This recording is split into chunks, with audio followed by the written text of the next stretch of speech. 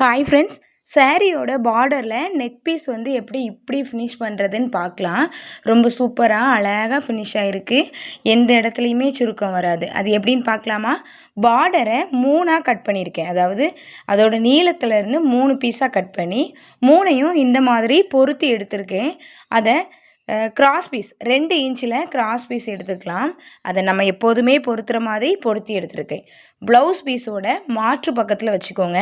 Cross பீஸை 2ஆக மடித்து அது மேலே நெக் பீஸ் மேலே நீங்கள் வச்சு தைக்க ஆரம்பிங்க.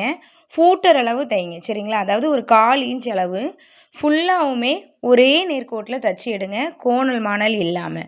இந்த மாதிரி தச்சு எடுத்துகிட்டு நம்ம உள்ளே எப்போவுமே கொடுக்கக்கூடிய கட் கொடுங்க. இதில் எப்போதும் கொடுக்குறத விட அதிகமாக கொடுங்க. 2 கட் கொடுக்குற இடத்துல 4 கட் கொடுத்துக்கோங்க. உங்களுடைய கட்டு வந்து கொஞ்சம் சரிவாக இருக்கிற மாதிரி நீங்கள் கொடுத்துக்கோங்க. இனி அதை அப்படியே சரித்து எடுத்து அமுக்கடி போட்டு எடுத்துக்கோங்க.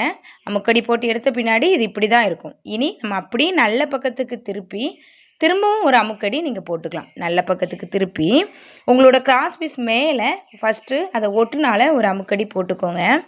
இதில் வந்து நீங்கள் 2 கையையுமே யூஸ் பண்ண வேண்டியிருக்கும். அதாவது சுருக்கங்கள் இல்லாமல் தள்ளி விட்டு பொறுமையாக நான் காமிக்கிற மாதிரி இந்த அமுக்கடியை நீங்கள் போட்டுகிட்டே வாங்க. மெதுவாக போடுங்க, இழுக்காதீங்க. அதே மாதிரி வச்சு எடுத்துகிட்டே வாங்க. சூப்பராக உங்களுக்கு ஃபினிஷிங் கிடைக்கும். நீங்கள் சைடு மடித்து விடுறீங்கள்ல, அதாவது சிலும்பலை, அதை வந்து கொஞ்சம் அதிகமாகவே நீங்கள் மடித்து விட்டுக்கோங்க. உங்களுக்கு வந்து ஸ்டிச்சிங்க்கு அது ரொம்ப ஈஸியாக வளைஞ்சி கொடுக்கும். இப்போ நீங்கள் அடுத்தால திருப்பி இன்னும் அதை வந்து ஃபினிஷ் பண்ண போகிறீங்க. நான் காமிக்கிற மாதிரி லேசாக சரிவாக அதை எடுத்துகிட்டு நீங்கள் அப்படியே தைக்க ஆரம்பிங்க. இதை தைக்கும்போது நீங்கள் இழுக்காதீங்க. ஆனால் ஒன்று, கீழே வந்து கிளாத்து வந்து உள்ளே மாட்டிக்காமல் தேய்ச்சி விட்டு நீங்கள் தைக்க ஆரம்பிக்கணும். தெரியுதா உங்களுக்கு நான் என்ன பண்ணுறேன்ட்டு? இடது கையை வச்சு உங்களோட கிராஸ் பீஸை பிடிச்சிக்கோங்க.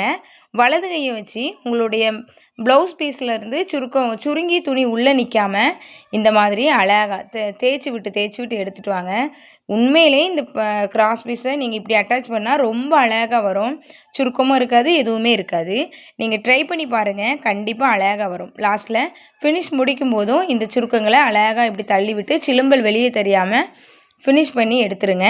இதை இந்த மாதிரி முடித்த பிறகு இந்த ப்ளவுஸ் இப்படி தான் இருந்திருக்கு. தேங்க்ஸ் ஃபார் வாட்சிங்.